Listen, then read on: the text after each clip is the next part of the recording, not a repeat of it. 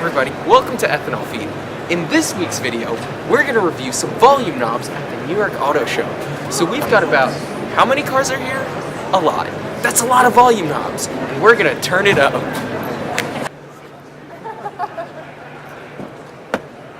So getting started with our first review, we have the Ford Expedition. Now this is a big car with a big volume knob. I think it's a little bit shallow though. Like me, but yeah, it's a volume knob. They did okay. I give this one about a 5 out of 10. Introducing the 2020 Shelby GT 500. So I know what you're thinking. How is this car's volume knob? Well, we're about to find out.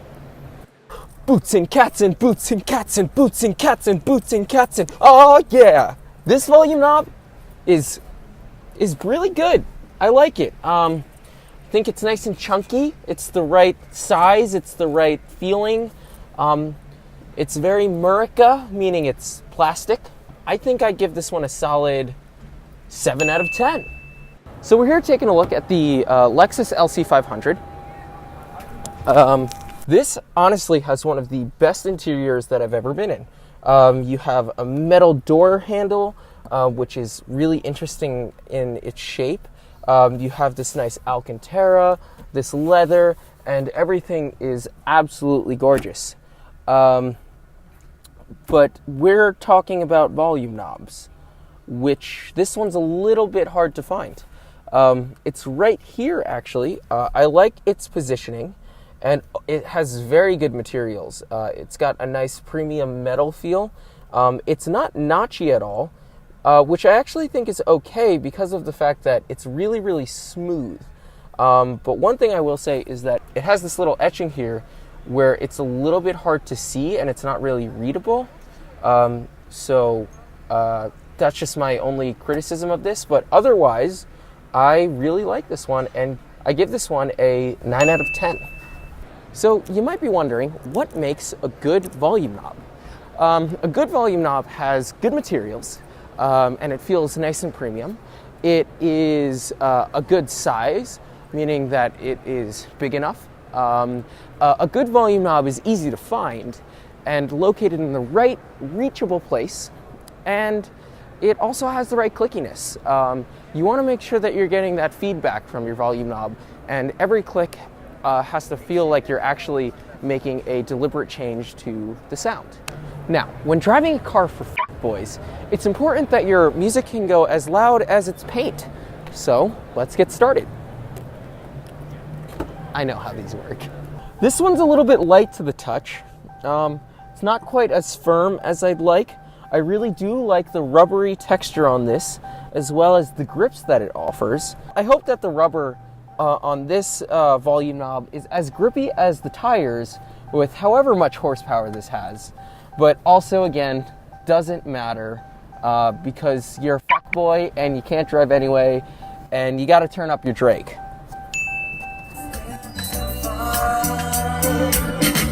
So far we. Wait, hold on a sec. Hannah Ray's checking out a minivan.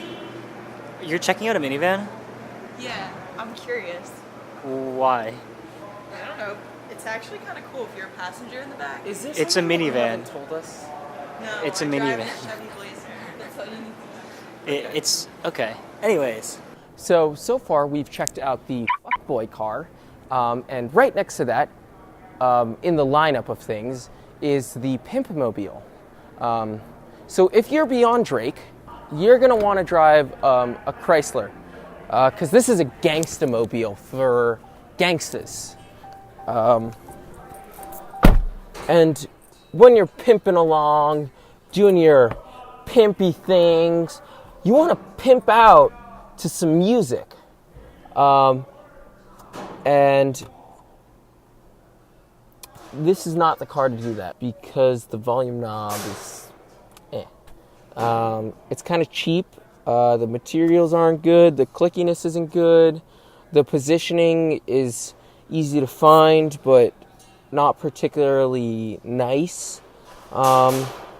I think this volume knob just basically does it, but doesn't do anything extra. So I'll give this one a 3 out of 10. So off here we have a display of somebody who couldn't find their volume knob and was searching for the volume knob and was stuck listening to their boy Drake, and then off comes the bright green car and boom!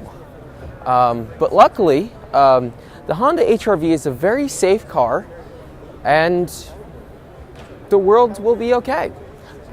Introducing the Nissan Rogue. Now, Nissan typically has a Bose sound system, so the sound is very, very important in here. And in order to control the sound, you use a volume knob. Comes where it takes, no beats our price. Guaranteed. On time. On anything. I give it about a 4. So last year, Hyundai had a pretty adequate looking car. And on this year's Sonata, they decided to make it look like this. But as this review is just about volume knobs, we got to get inside to check this out. So on Hyundai's volume knob, you might get a little bit confused at first because they actually have a temperature knob here. Their volume knob is up there, which is just weird. This is weird. Like, you're driving, why would I, like, oh no, I turn on my turn signal. That's not oh, okay. I think this volume knob is cheap feeling. I think it's in the wrong place. I'm kind of disappointed. I think the volume knob is as good as this car looks.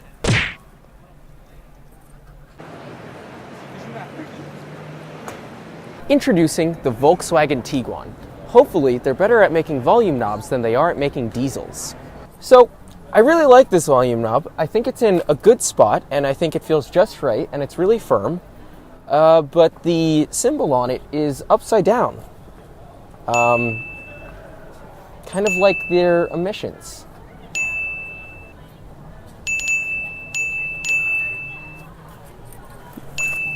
So everything's going electric these days. So under the hood, everything's different. But one thing we could always trust to be the same in every car is a volume knob. Let's check it out. So you're here in your electric car, moving around and being good to the planet. With every song, you got to turn it up a bit. So, yeah, you could do that just as you would in a gas car. I give this one a 5. Actually, no, I changed my mind. I give it a 6. Slightly above average. I think the depth on this volume knob is quite good, and it's a pretty good volume knob. Introducing the Chevy Camaro. Now, getting started with this volume knob, it's nice front and center, right under the screen, in just the right spot. It's relatively clicky, but the clicks are a bit cheap feeling, and it's okay on the materials, but I'm disappointed with those clicks. Good placement though. So, with the Corvette this year, in the Grand Sport, Chevy's taken a slightly different approach. Instead of putting their volume knob on the bottom left like everybody else, they put theirs on the top left. Really thinking different there, Chevy. I'll give it a 4. I think they should actually hide the volume knob in here, so that way your annoying passengers can't change the volume. Think different, Chevy. Once upon a time, you would have changed out the radio in a Chevy Blazer because it was so bad. But now you can't, and hopefully it's better. So the volume knob has to stay. So it better be good. Oh wait, they ripped this one out of the Camaro. Introducing the Buick. I would say that this is a midlife crisis car, but honestly, if I saw somebody who bought this, I'd probably think that they were suicidal. I would review the volume knob in this car, but I actually can't find it. I feel like I'm programming a spaceship in a car that looks like it's not a spaceship. I think this car looks like an escape pod because you're trying to escape life and you just hate yourself so much. I think this is the volume knob, and I also think that this is the volume knob. And I think this looks like a rotary dial for a phone from 1786, if that's when phones were invented. I'm sick of this one.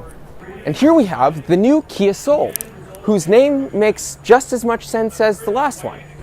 Hopefully the volume knob in here isn't a square. And check it out! The volume knob is actually round, unlike this. Anyway, I give it a 4. Its materials are okay. Its positioning is okay. It's just okay. Okay.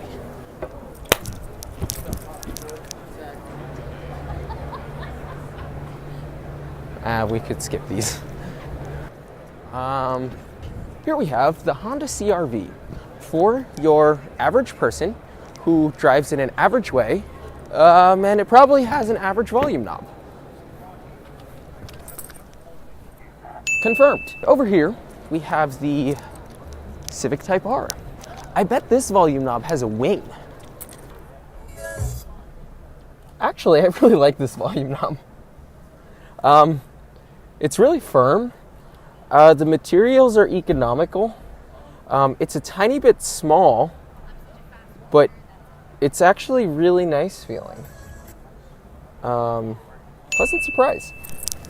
Considering the fact that last year they didn't have one. As this car declines in sales because of the CR-V, hopefully its volume knob didn't decline. I think the Civics was a little bit nicer. This one's bigger, and I think that the placement is very good, but I don't really like the materials. So, this is the new Acura RDX. So if you are a stay-at-home mom, but you are a slightly better stay-at-home mom than the Honda CR-V drivers, you get to drive one of these. And boom! That is not the volume knob. It's actually over here. I think that the depth of the volume knob is good and it's nice and grippy. It feels a little bit hard to reach. And I also don't like the fact that there's no texture on it. I think the clickiness is good. I think it has a slightly shorter click. I give it about a 6 out of 10. Lately, we've had a rise of Mazda in the past few years. And your bass goes boom, boom as you go zoom, zoom. Now, Mazda has a pretty quality offering when it comes to their interior, and their volume knob is no different. It's in an interesting ergonomic place where you actually don't have to reach for it. It is right down here with the rest of the controls. Very logical, makes a lot of sense. I think the clickiness is okay, and actually the small size is not a problem at all. I don't like the new Mazda 6. I don't like that. I don't like that at all. I just want to film the volume knob, but you gotta wait for the volume knob to be free and open. I'm just here filming volume knobs at the New York Auto Show, but there's a guy blocking the volume knob. Here we have the Porsche 911. Hopefully the volume knob in here isn't in the back of the radio. Well, the volume knob is not in the back of the radio, but it is a little bit further back in the car, kind of like the Mazda. I think the volume knob is nice and clicky. I think the materials are somewhat disappointing for a Porsche, but for its ergonomic position, its size, and its clickiness, I give the 911 a good rating on its volume knob. It's about a 7. So, not all of our viewers are from Marlboro, New Jersey, but if you are, you would have known that this car is all the hot rage there. And the volume knob in here is a bit small, unlike the average Range Rover driver's ego. So that's a bit disappointing. Yeah. Oh dear. There's no volume knob. Yeah, no, this is one of those touch sensor things. And when the car's not on, you actually can't see the Oh, okay. So when you press the lights, then like the LED in the back comes on. And this is like one of those like touch sensor volume things. And it's actually a little bit laggy. I don't like this one. Introducing the new CT5. This has been recently unveiled, and this is Cadillac's latest offering. It's their replacement for kind of like that smaller, mid-sized Cadillac. And the volume knob is right next to this other knob, which is a little bit confusing. It's just weird looking. I wouldn't say confusing. I think it's weird looking. But the volume knob is it's a bit small, but it's really clicky, and the materials are actually not bad. So definitely an improvement over the lack of volume knob in the other Cadillac. And here we have the G70, one of the best value for money cars out there right now. It's a 3 Series competitor and an A4 competitor. So let's see how the volume knob stacks up. I think the volume knob for this car is in an ergonomic position. Its clickiness is on par. The materials are okay. And I give this one a 7 out of 10. There's a Formula One car here. There's a Formula One car. There's a Formula One car. Like, this is so cool. And this is actually last year's car. It's got the halo, and it's got like the nose looking, the nostril looking intake. I wonder if this is Charles or Marcus's. This is so cool.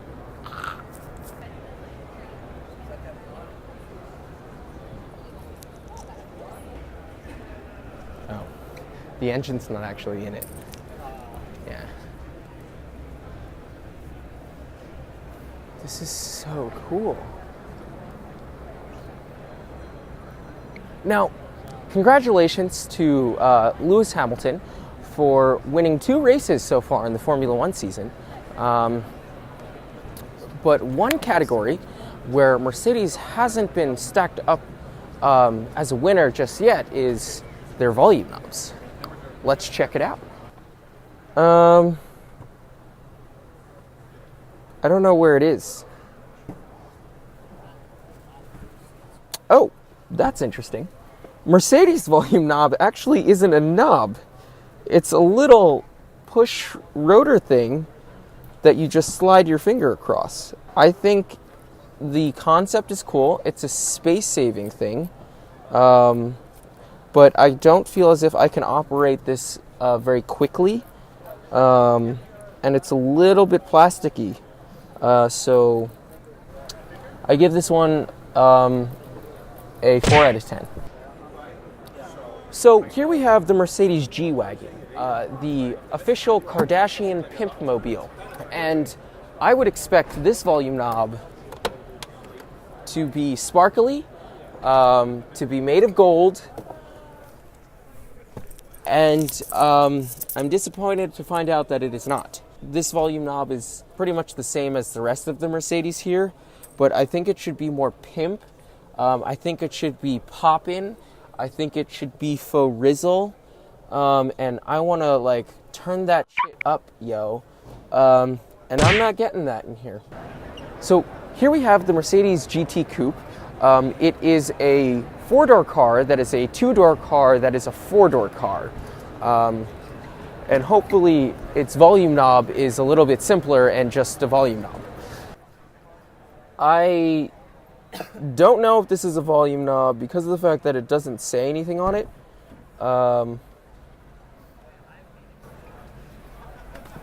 I think the volume controls on the steering wheel are nice, but that's not what this video is about. So now that we've left Beverly Hills, we're going to check out Audi. So this is the volume knobs you're going to find in Malibu. And as I get into my midlife crisis car, I find that the volume knob is in one of those kind of down in the center console positions. I think that's a pretty good choice. And I think the materials on this one are a little bit cheap. It's not quite as clicky as I'd hoped. It's actually an okay size. And they also doubled this one with a few other controls, such as skip and going back for the music controls, which I actually kind of like a lot. So all of your music controls are in one single interaction point. But I think the materials would be a little bit better. And that would turn this volume knob from a 5 to a 7. Here we have Audi's big executive saloon. So if you are the CEO of a Fortune 500 company and you like to drive yourself, I'm sure you like to change your own volume. And that's exactly what you can do here inside the Audi A8. This is the A8, right? The volume knob in here is actually quite nice. I think it's in a good position, kind of one of those center console things. I think it's easy to reach. I think it's nice and clicky. Its plasticky materials are so-so, but not the worst. And they also have that neat little skip and back and forth functionality in the knob just by pushing it like so. It also lights up a little bit, which is kind of jazzy and cool. And wonder if, do they have the gesture things? No, they do not, but I really like this. Oh, let's go look at the Lamborghini Urus. So when controlling the knob in your Urus, you could probably find that search term on Pornhub. You just really twist your knob in your Urus. Really just turn it up in your Urus.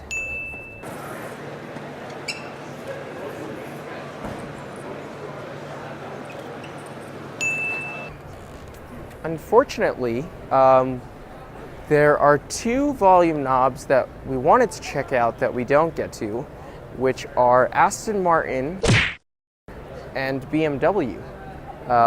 I was hoping to get to play around with BMW's little no volume knob, swing your finger around, be a little crazy poo, control the music, jamming out, doing fist pumps. I think that's probably what it's for. The more you pump your fist, the more you change the music, but we don't get to see it. So why don't we check out the volume knob of the Toyota Sienna over here. So when you don't want to listen to your kids anymore, and you're driving them around, you can check out this volume knob over here. But I think what's important is to think about the volume knob from the perspective of a kid. And if you're one of those obnoxious ones who will just take off their seatbelt and reach for the knob, you're going to be disappointed that it's all the way up here and a little bit hard to find. And I think one of those ratty kids whose parents just absolutely hate themselves would find that the volume knob is not as good as they hoped because there is no notchiness. It's actually a little bit small and a little bit cheap feeling. So we'll give it a 2 out of 10. And instead of listening to music because you're turning it down, instead you get to listen to me whine about how I want chicken nuggets. Here we have a taco made in Mexico by a Japanese company. Not made in Mexico, made in Texas. Oops, same thing. But let's see how they're... That's a disgrace.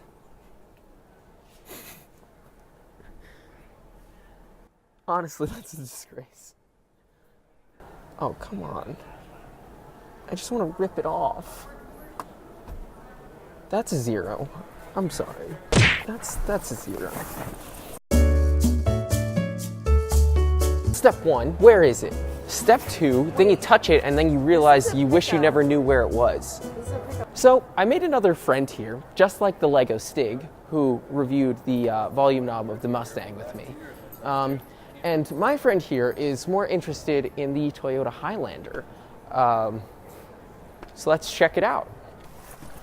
Now, while you're hauling all of the little baby children to go to a camping trip or whatever else, to the mall, most likely, let's be honest, because, you know, it's where people take their little baby children, you're gonna play with the Toyotas. Honestly, can we just leave this section? What's wrong with it? Everything. It's just wrong. I can't work under these conditions. Just try this one. Okay. Actually, this one's not the worst. I would say it feels cheap. It's in a bad spot because I have to reach for it. It's a good size. I like the rubber, I like the grip, but it's cheap. The clickiness is bad. But that's a step above the rest of Toyota's volume knobs, where they just feel as slippery as a whale's stomach. Kind of like the way that the Toyota Highlander looks. If you haven't seen the movie Mad Max, no need. This is all you need right here. And when you are running over monsters and driving in deserts across Mars, you're going to need to change your music. And you would be changing it with this big rubbery knob that's in just the right spot, but the clickiness is not very good. So I give this volume knob a 4 out of 10. Straight 6 is the music. But yeah, these cars are great.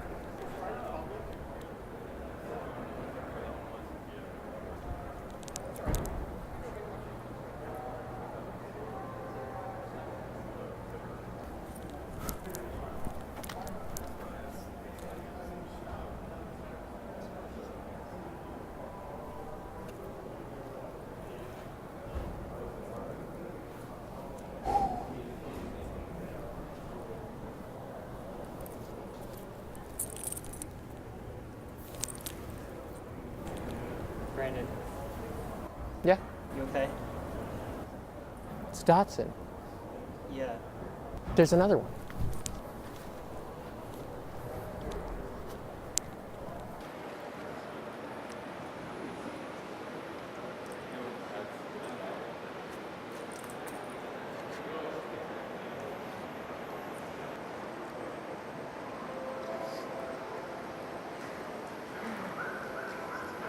Here we have the Mazda Miata RF.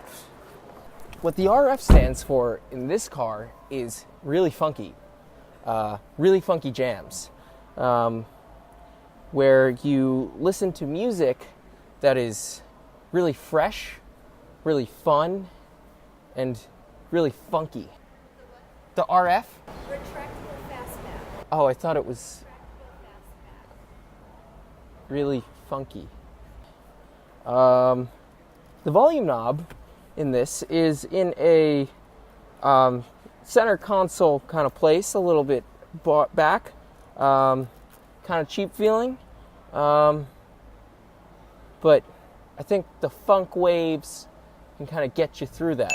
So here we have the Fiata. So for some reason, if you're a sick human being and don't like Miatas, you could have the exact same car with the exact same volume knob. And what you could expect is a volume knob that is kind of one of those center console ones, but honestly, it's actually a little bit too far back, probably because they want your hand in the most natural position on the shifter, and it's clicky, but a cheap kind of clicky, and it's very plasticky. So I give this one a 3.5.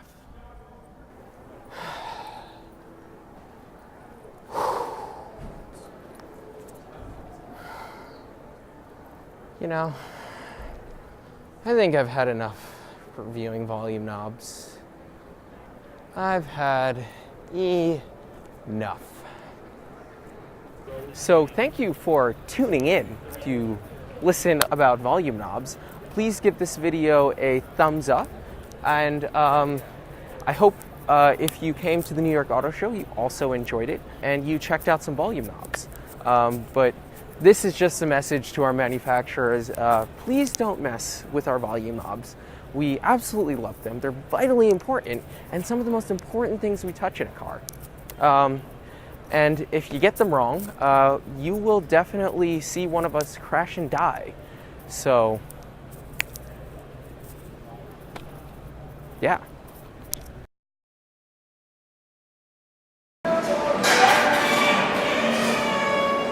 I followed this one. I'm taking it home.